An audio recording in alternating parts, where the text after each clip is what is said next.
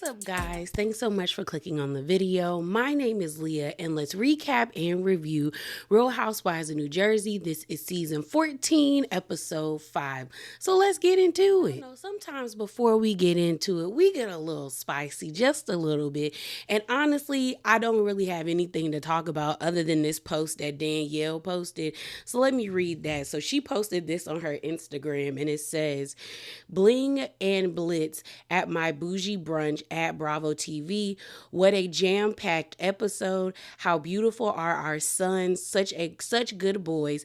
Thank you to Janae Fuda and Gino Gorga for hanging with Dominic. He has such a great time. Takeaways from tonight's episode. When my son gets that big, I'm going to die a million deaths. The Cabarellis are extremely competitive. The word basic cripples me. I threw a killer brunch, both metaphorically and figuratively. They didn't set me up, or did they? They didn't, but maybe. Rachel is literally cold as ice. Jackie finally attends her first and only event of mine. Trust me when I tell you it's about to get real. Hashtag buckle up." So that's what Danielle had to say. We know Danielle and Jennifer get into it. Also, Danielle's brunch was lame. I hate that she thinks bougie means glitter and like rhinestones, because that's not what that means to me. But I'm going to let it go, and we'll talk about it in the review. The other part is, I know everyone's been hearing the news about them not having a non-traditional reunion. I did the drama video about it, so check it out on the channel. What I will say is, it kind of made me lose interest, especially after watching Real Housewives of Dubai. After this, girl, a million times better. Okay, they arguing about Beyonce. Who was closer to Beyonce? That's something I can get into, all right? This right here is just not giving it to me anymore. And I definitely think after this season, they might keep Rachel, they might keep Danielle, but I can see them legit getting rid of everybody and starting anew. I did see online that the rumor is that they're already trying to find like baseball players and NFL player wives to be a part of the new reboot. And I feel like Danielle and Rachel don't fit that, if that is true, that is what they're looking for. But honestly, to me, this cast they're not wowing me. And it sucks because New Jersey and Potomac used to be in my top 3, but last season and this season is giving me the same effect, where I'm like, we could scrap everybody and start brand new and I wouldn't miss anyone. Like, it'd be like, dang, I wish they were on the show, but I'll still watch the show with new people, if you get my drift. But let's get into this review. Person by person. So first, let's talk about Dolores. We see Dolores, Frankie Jr., and Gabby and Frank go to family dinner. I like the fact that Dolores and Frank do still have family dinners even though they're not married. I think it's a non-traditional family, but it is traditional at the same time. It seems like their family unit is actually very strong, and I love that for them. We find out that Brittany and Paulie normally come, but they both had to like work. They couldn't come this time. Frank is really excited to propose to Brittany. He got a ring. I thought it was ugly. It was gaudy as hell. I think Dolores said it was 11 carats. I was like, that's not my cut. When it comes to like rings, I'm a lot more, it's like simple. So I probably wouldn't have thought it was cute, but you know, they in New Jersey and gaudy is as gaudy does over there. But yeah, it was cute. We also talk about Dolores, pretty much like wanting to be with Paulie, but she wants a commitment. And we know Paulie is still married to his wife. And Frank asked Dolores, like, hey, when y'all gonna like tie the knot? And she was like, and when he get divorced? But Dolores saying that Paulie's reasoning for not wanting to divorce his wife is because he wants to take care of everybody doesn't make sense to me, because you could still divorce someone and still be in their lives and help take care of them. So to me, there's more to that story than what Dolores is leading on. And I know a lot of people feel like, well, Dolores is like in her 50s. Why does she need to get married? And I can agree with that, but I'm also not going to take something away from somebody. Like, just because a lot of people are starting to not see a lot of value in marriage doesn't mean like you have to rag on somebody else who sees value in it.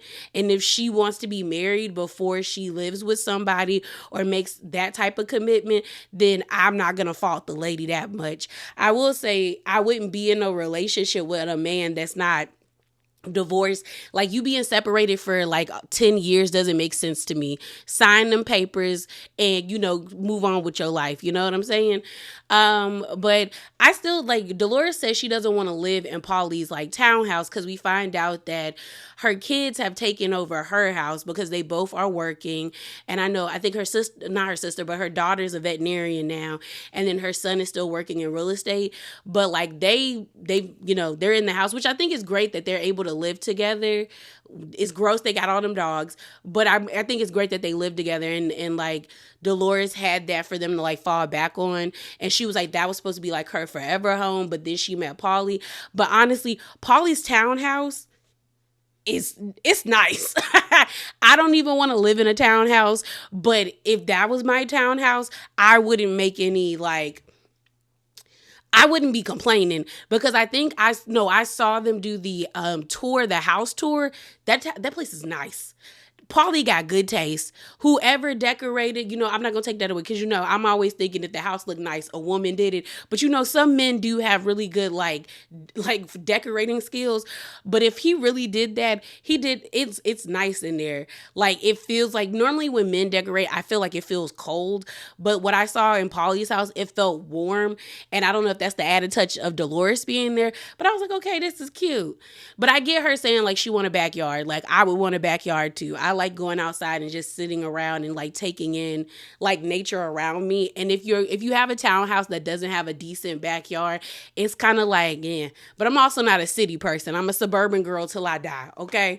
I need to be able to park, not parallel park, okay? I need to pull up in there, all right? So we see Frank like pretend to propose to Dolores. It was cute. It was kind of cringy, but still kind of, I don't know, like their dynamic is cute to me. And maybe it's because I just like the fact that they get along even though they're not married. And also that Dolores, like Frank owns the fact that he did Dolores wrong, and still every chance he gets, he lets everybody know that like Dolores did that without me. And they're like, I don't know, I just like their relationship. I just really like Dolores and Frank's relationship. So the next scene we have is of Melissa, Danielle, and Rachel taking their kids to go-kart riding. It looked like David Buster's on crack. It was a lot of stuff going on in there. So the boys go play with, you know, go off and play like arcade games and stuff. And then we see Rachel, Danielle, and Melissa just talking and having conversation. And pretty much they ask about Jennifer and the conversation that Melissa and Jennifer had. Melissa was like, yeah, me and her were supposed to meet up and talk. It was like, she's like, I feel like she hates me, and I need to understand like where that hate is coming from. So we're supposed to be meeting up and talking. Then Rachel's like, well, did y'all speak to, no, I think Danielle was like, well, did you speak to Teresa, Melissa? And she was like, no, but, you know, it was kind of awkward down in the like locker room. And, you know, I told my son to go hug her, go hug Teresa and Gia and them. And she was like, because I never want them not to have a relationship, which I still feel like it's still, even though you're like telling your kid to go be respectful towards their aunt and aunt, they can feel that you don't like that lady the same way her kids can feel that she don't like you. So I feel like it's kind of stupid. Well, I don't know. I maybe it's because my family don't play that. Like, my family does not play that. Like, they work things out.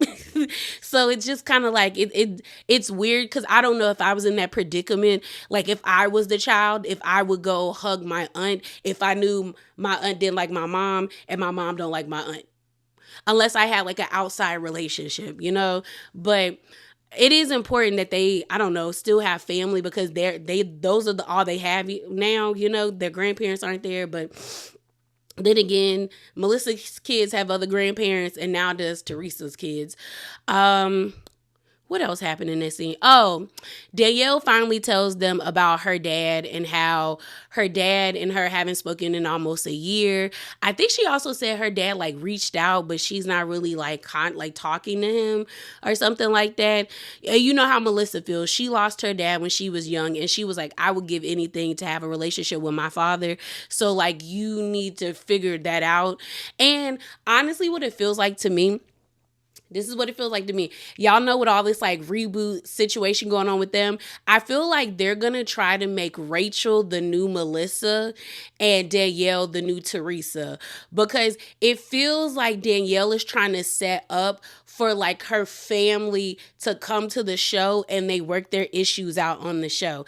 Because I definitely think there's more to this story than Danielle is telling when she's constantly like, my dad is always taking my brother's side.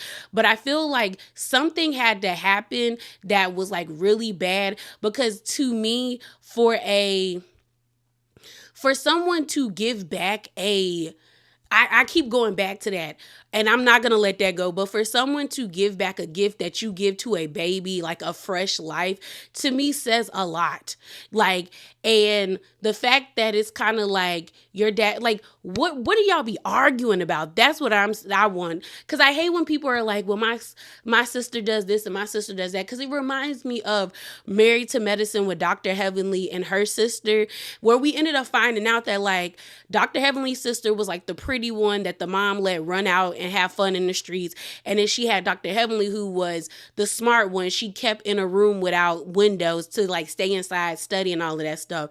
And then when you think about it, it's like, oh, your mom bred resentment in both of y'all. That makes sense to me once I hear the context of everything.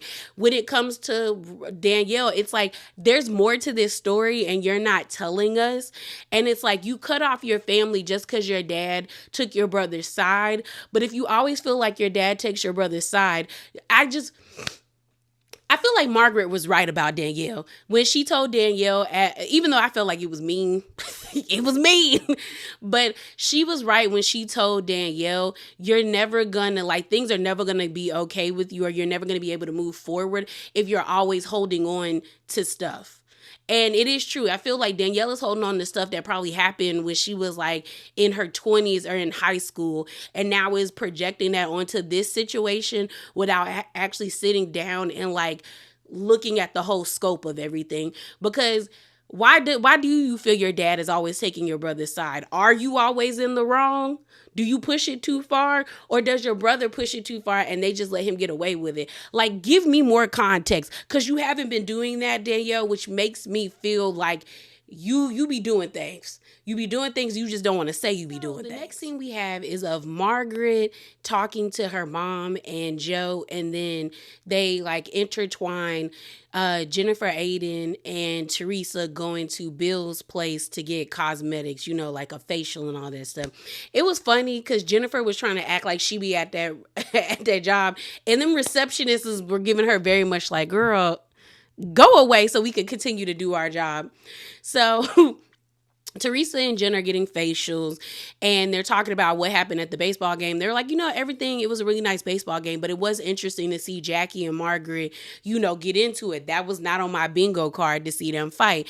So then Teresa decides, let's call Jackie.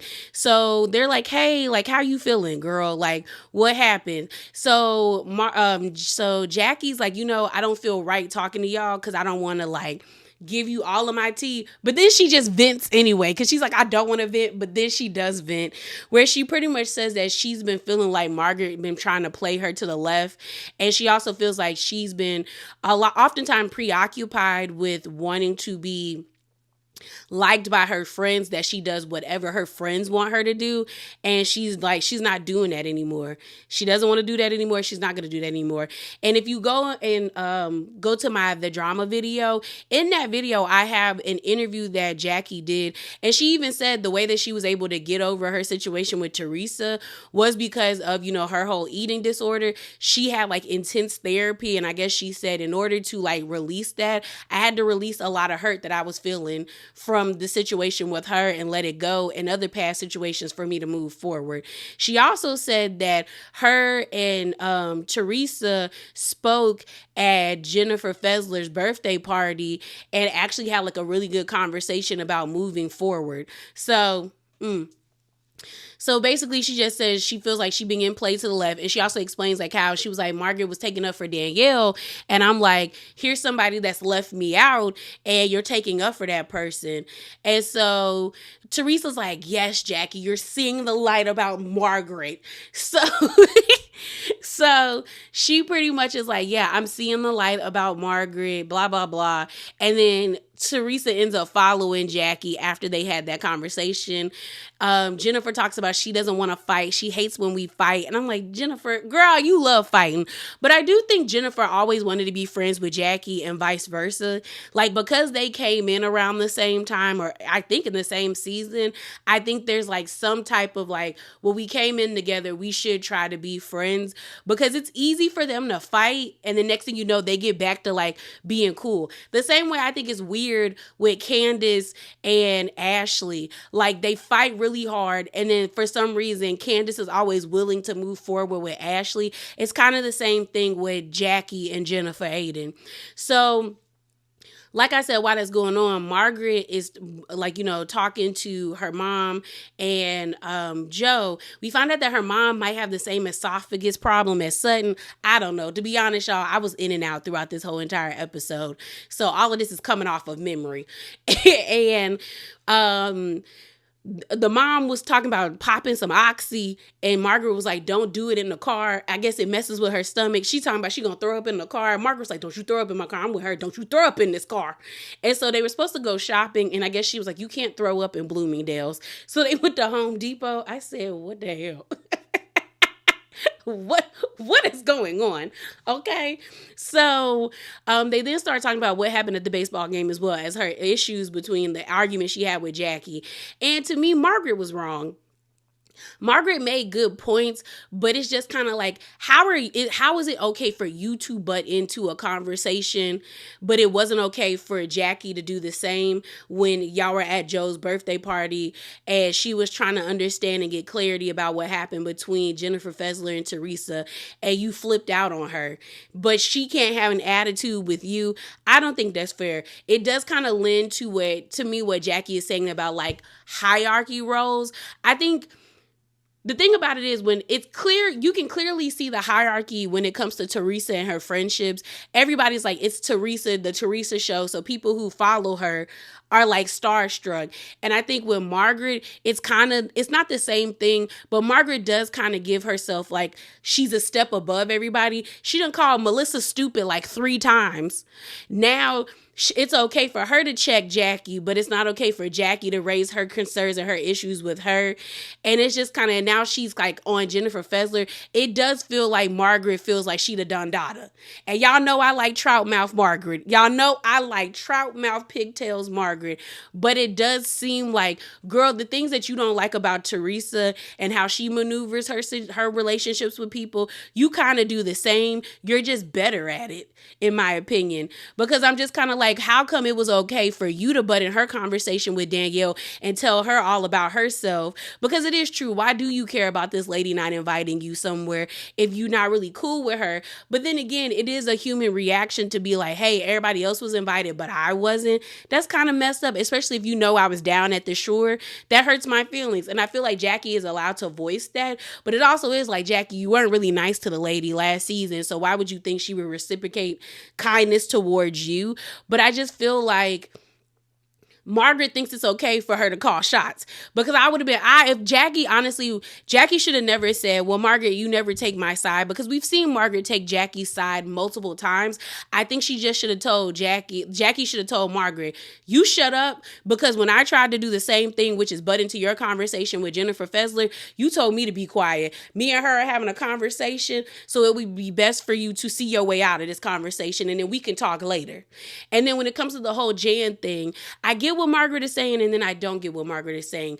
I don't know when your loved ones die. I'm not writing the death of your loved one on my calendar. That's not how I get down. The only way I would know is if you told me or if I saw it online, and I would check up on you. Now I get it, if they were in constant communication, then Jackie would know about said situation, said anniversary. Y'all also told me Margaret wasn't even invited to the actual funeral. She had to have her own, which I don't think there's anything wrong with that, but because I feel like the kids have never forgiven Margaret, which is their right not to forgive somebody if they feel like they hurt their parent.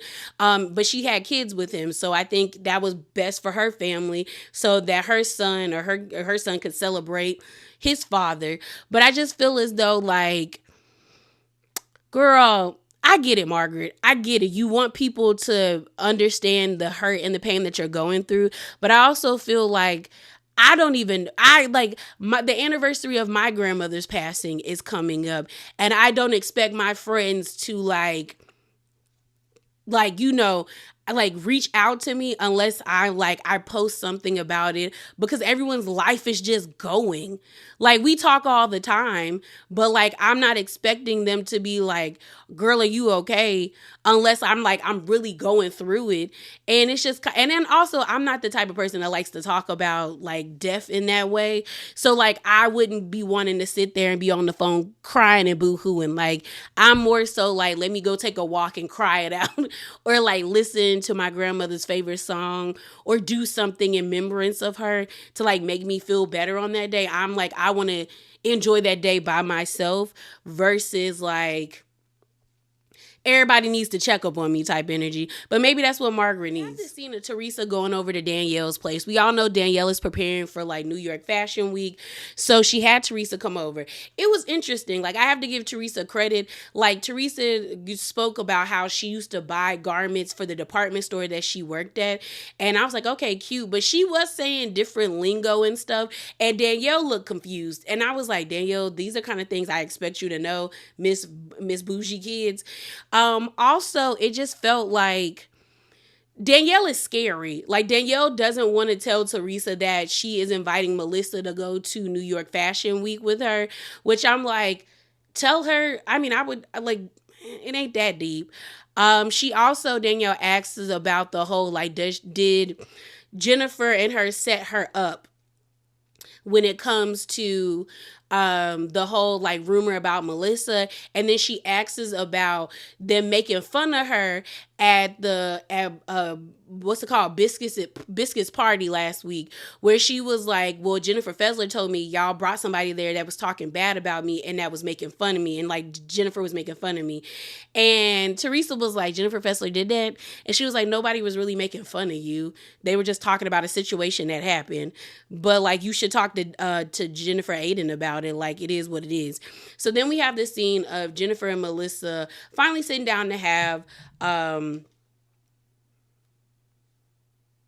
my bad, y'all. Finally sitting down to have this meeting. So pretty much Melissa's like, girl, I thought we was good. Like, we had this meeting last year and I thought everything was good. And Jennifer's like, yeah, like, I thought we was good too. But then she was like, well, why'd you bring up the rumor? Like, I feel like you... And then I was surprised, but Jennifer actually took accountability. She was like, it wasn't to like... It was kind of to get at you, but you were just collateral damage. I was just trying to prove that Margaret was an asshole because she's the one that I heard the rumor from. Like, I was just trying to put it out there. Like, that is who I heard was the one that was spreading the rumor. So I wanted to prove that she was an asshole. She was like, Danielle was pressuring me. And I said, girl, Danielle wasn't pressuring you. But I also feel like Danielle needs to take ownership that, like, girl, you didn't have to tell Melissa what you heard. You could have kept that close to the chest. You wanted to tell her because you wanted it to be a moment, because at the time you didn't like Margaret either.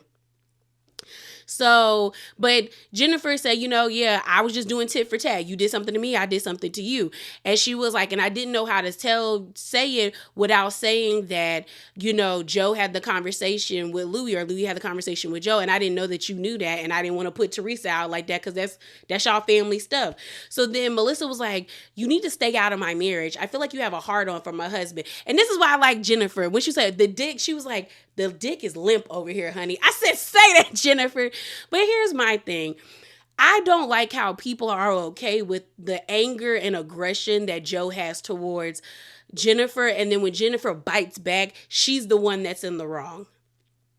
She's the one that is egging it on. Like, is she just supposed to take him being disrespectful towards her? And it's mighty convenient that they do not bring up what happened during BravoCon. And I did a video about it, and I'll put it in the link below. But pretty much, like, it was Melissa and Joe and all their friends in the lobby, and they was harassing Jennifer and her assistant, and like nobody says anything about it. Like, it's like, okay, it's okay for them to do that to Jennifer, because a lot of people don't like Jennifer. I like Jennifer, but I understand why people don't like her. But I will never forget when I was watching Erica De Niro, and she was talking about Kenya, and she said something about like, when people don't like a woman, they will do everything to justify violence against her. And I remember being like, is that true? And then I remember when I did like a rewatch of the old seasons of Real Housewives of Atlanta, because when that was coming out, I was a lot younger. Like, and I was just like, well, dang. The way I felt like when I was like in college and in high school and stuff, when I was watching this show, I don't feel that way now as an adult. It's like, no, that wasn't right. But when I was younger, because I didn't like Kenya, I was okay with the aggression that was like thrusted at her. And I feel like people do the same thing with Jennifer. There's been multiple times where I feel like Joe has overstepped and Bill hasn't checked Joe the way I think he needs to check Joe, as well as like the Andy hasn't checked Joe and Melissa hasn't checked her husband. There was no need for y'all to be in that hotel lobby and that man calling her a dirty bitch and like a nasty bitch and like going off on her like that while she was by herself without her husband. And then when she came back at you, she's the problem. Also, when Melissa and Jennifer were going back and forth before she called him a bitch boy, you hopped yourself into the conversation. So why would she not do a 2-on-2? Like, y'all not about to have two people fight against me and I'm not going to tag you. It's like when she comes back at them, she's wrong. And I don't feel like that's fair, but I feel like people are okay with making her the villain because people don't like her. And honestly, if this was anybody else, I would feel the same way because I'm like, it's not fair. It's not like, case in point, I'm not really that a fan of Rachel. I don't really see why people are going up for her. I think she's kind of lame. But if Joe was exhibiting the same behaviors towards her, I would feel the same way of like, why are we not calling Joe out for being aggressive towards her?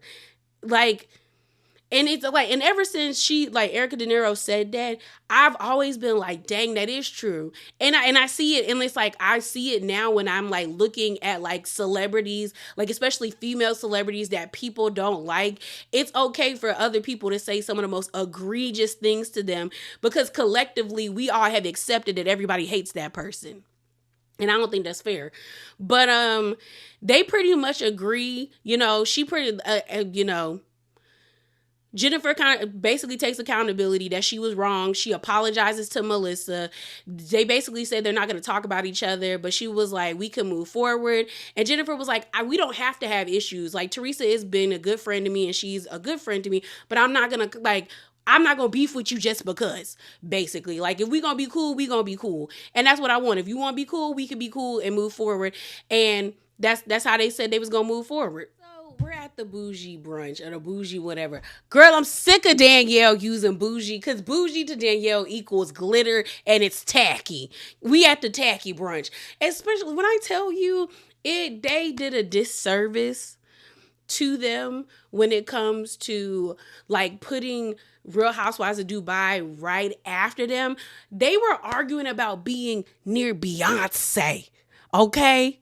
Gizelle, Knowles, Carter, Beyonce, okay? Like, and we're at this brunch, this cheap brunch, and they're happy about Wagyu. I'm just irritated. I'm irritated. So everyone gets to the brunch. It's supposed to be like, wear your best bling. Everybody's outfit was It wasn't hitting on nothing. Jennifer Fessler isn't there.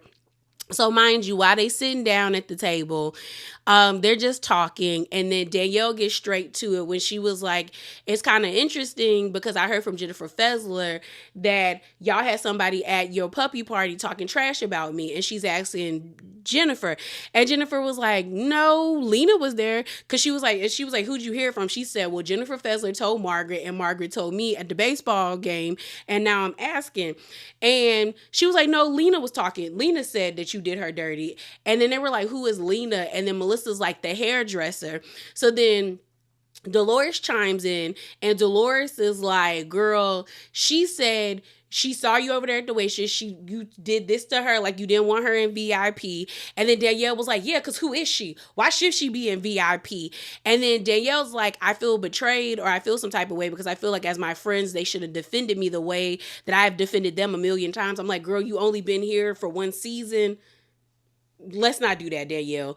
But she also was like, she also said something to the effect of like, "I wish they would have said maybe it was a misunderstanding," but it wasn't a misunderstanding, Danielle. You literally just admitted that you kicked that lady out of VIP after she did your hair.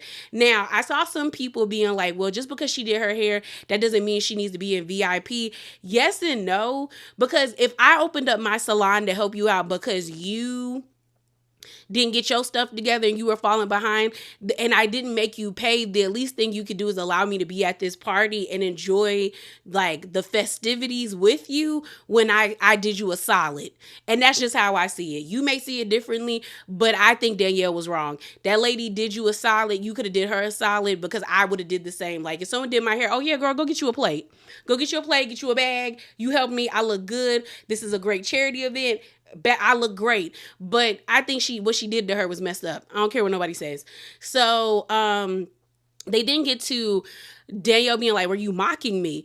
And Jennifer was like, "No. When I tell a story, I get animated. I like to do my impressions." And she did the impressions of when Danielle pretty much was like coming at Jennifer about Jackie being invited to the puppy party. She was like, "You don't be telling me things." And Jennifer was like, "I kind of feel bad like that you said, like, what do you mean I don't tell you things?" And she said, "What about the whole Melissa thing?" Melissa is making faces throughout this whole entire interaction. Danielle basically asked Teresa and Jennifer, like, "Did you set me up?" And Jennifer was like, "No, I just didn't tell you." I was like, "There was no way of me telling you about the rumor without letting it be known that Louis spoke to Joe about the rumor. That's it." But like, she was like, "I know how this looks, but no, I didn't set you up." I don't know. I don't know. I don't know if it was really a setup. And the only reason why like I don't know is because Danielle didn't have to tell Melissa. She could have kept her mouth shut. Like the fact that like the only way I feel like you could be set up is if people know that you run your mouth. Because if someone would have told me that, I wouldn't have told Melissa nothing. I'd have kept it cute and kept it mute. Would have kept it cute and kept it mute. Like, I don't get into domestic disputes unless I know all the full tea. But that could just be me. Like, I wouldn't have said nothing. But you went out your way to tell her and you got what you got. Now, if you truly feel that way, then it is what it is. But, like, I'm kind of with Teresa. Like, girl, stop asking. Like, I feel like even with that post that I read in Spicy Corner, you think they set you up, so just believe that, and that's what you believe. Stop asking at this point. So then Teresa is just like, "I don't want to talk about it, and you asking me this?" Like, she was appalled. And she said, "Margaret and Melissa done got in this girl's ear." But I just feel like at the end of the day, I don't know. I do feel like Margaret do be at the root of a lot of the rumors that go around. I really do. And I tell y'all, I like Margaret, but she messy. She messy. And Margaret seems to know a lot of people's tea up in New Jersey or wherever they at in New Jersey. So I do feel like maybe it did start with her. But again, you didn't have to like I'm saying about Danielle, Teresa didn't need to say anything about it with Joe and Melissa. Like, you and your sister and your brother are not, your sister-in-law and your brother are not on good terms, and they don't like your husband. There was no need for you to bring Joe over there without Melissa, because it does look shysty. Like, you want him to leave her. So like, it is what it is. Oh, while they sitting at the table, Danielle gonna be messy and ask Rachel across from the table, "Have you and Teresa talk?" And Rachel was like, "No." And Teresa was like, "You want to do this here in front of all these people?" Like, "No, I don't want to be the center of attention, but y'all always make me the center of attention." You got Melissa. Melissa's faces throughout this whole entire moment. I was like, "Girl, say something," because it's clear you want to say something. She rolling her eyes. She playing with her hair. She laughing. I'm like, "Girl, if you want to talk it." Cause I would. Cause I'd be like, "Really, girl? Okay, Teresa." But okay, I guess they both trying to be committed to not speaking to each other. So then Teresa's like, "You know what, Rachel? I didn't call your husband like a drug dealer now. I was saying like back past tense." And so Rachel was like, it doesn't matter. It's like impact versus intent. And she was like, "What were your intentions?" And she kept saying it. And Teresa was like, "Girl, what?" She was like, "What is the question?" Like, I was like, okay, now everybody getting riled up. So everyone's sitting at the table, kind of like, okay. And so she was like, "I was saying, like, okay, he used to be that, but his life is going good. Like, it's was T. Like, what we mad about?" So then she was like, and then Teresa was like, "Well, your husband used to be like, doesn't he own like parking lots or something? Or he does parking lot care?" And Bruce was like, "Yeah, Teresa, that's what he does. And don't they make like, I don't know, like $5 or something? I don't know. He should be a drug dealer." And Melissa said, "Oh," I said, "Teresa." Rude. Rude. So then Rachel's like, "Really, Teresa? Really, Teresa?" So then they start going back and forth. Rachel calls Teresa a has-been and a bitch. And this is my thing. The has-been thing doesn't hit for me. It doesn't hit for me. She read Teresa at the end when she said Teresa is emotionally stunted. But in that argument that they were having, the whole has-been thing didn't read to me, because at the end of the day, Teresa is the only one that when they say Real Housewives of New Jersey, people automatically think of either Teresa or Melissa. Okay? And that's it. That's it. And then on top of that, Teresa has been able to be on other things other than Real Housewives of New Jersey. She was on The Apprentice. She's about to be on that new villain show. And I think they said she about to be on Traitors. So it's just kind of like, well, I don't know if she's going to be on Traitors. I think it's supposed to be Kenya, Dorinda, maybe Teresa. But it's like, she's the only one that's been able to parlay being on this show into other things. So I'm like, I don't think the has-been read don't hit for me. It doesn't make me go, ooh. It doesn't really do that for me. And everybody was saying that Teresa got ate up, but I don't think she got ate up. I just think everybody is impressed at the fact that somebody's not afraid of Teresa and that's getting at her on the same level. And it's not just Teresa and Melissa going back and forth, or Margaret and Teresa going back and forth. It's somebody new. But I really don't think Rachel ate her up, to be honest. And that's just me. And I tell y'all this all the time.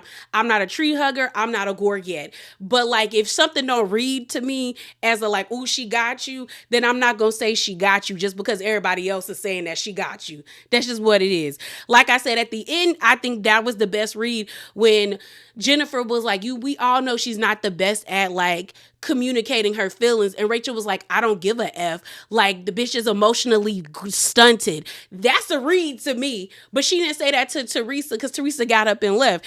And again, like I keep saying, I get why Rachel does not like Teresa. But I feel like y'all be saying Jennifer has a hard on for Melissa and Joe. Rachel has a hard on for Teresa, because all this you got for this lady, I don't get it. I really don't get it. When it's like, to be honest, we just gonna be honest. Nobody really has a storyline this season, really, other than maybe Margaret and Danielle. Margaret is her relationship not being as good with her husband because of the issues that she's dealing with grief.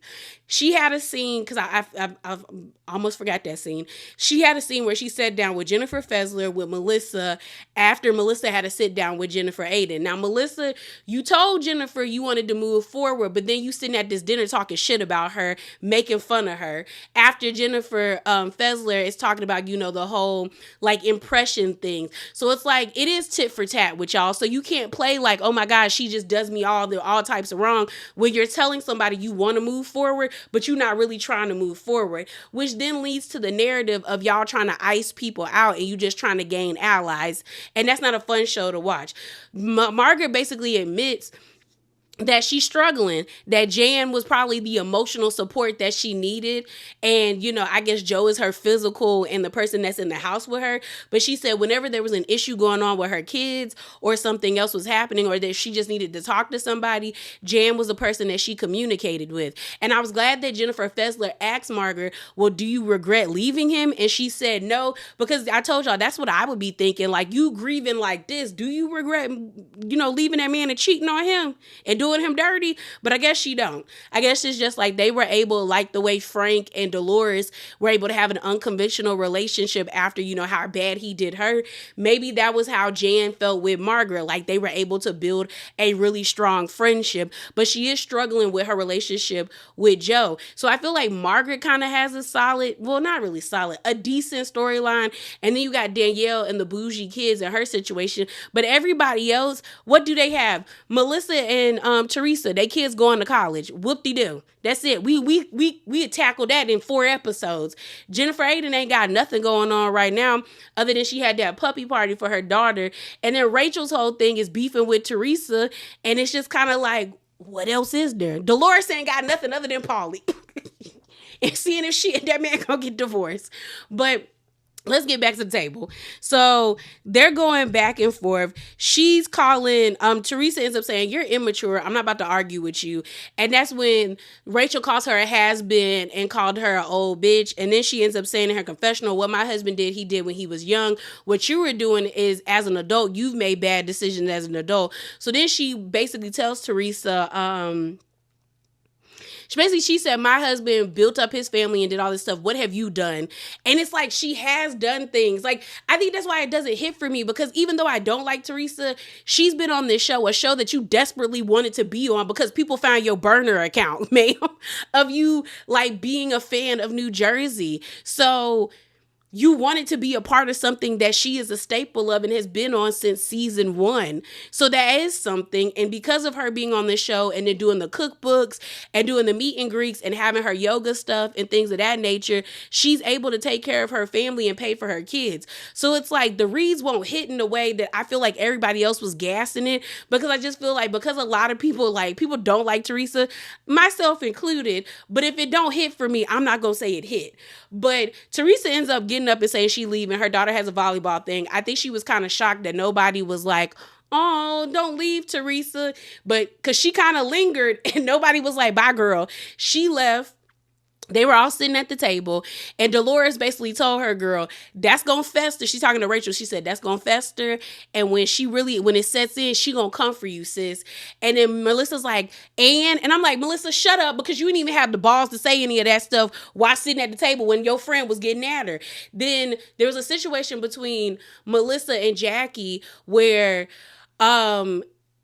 Danielle was like, you know what? I love you, Teresa, but this is weird. Where she was saying that Jackie and Teresa being cool is weird. And Jennifer was like, why? Because they're friends. Then Melissa was like, Jackie, she really hurt you, and I'm never going to let you forget that. And Jackie was like, why do I need to be mad in this moment? And I think it's because, like, girl, it is kind of weird. And the transition is very quick. But like I told y'all, Jackie said she went to therapy and she realized she was going to let a lot of things go so she could move forward in her life.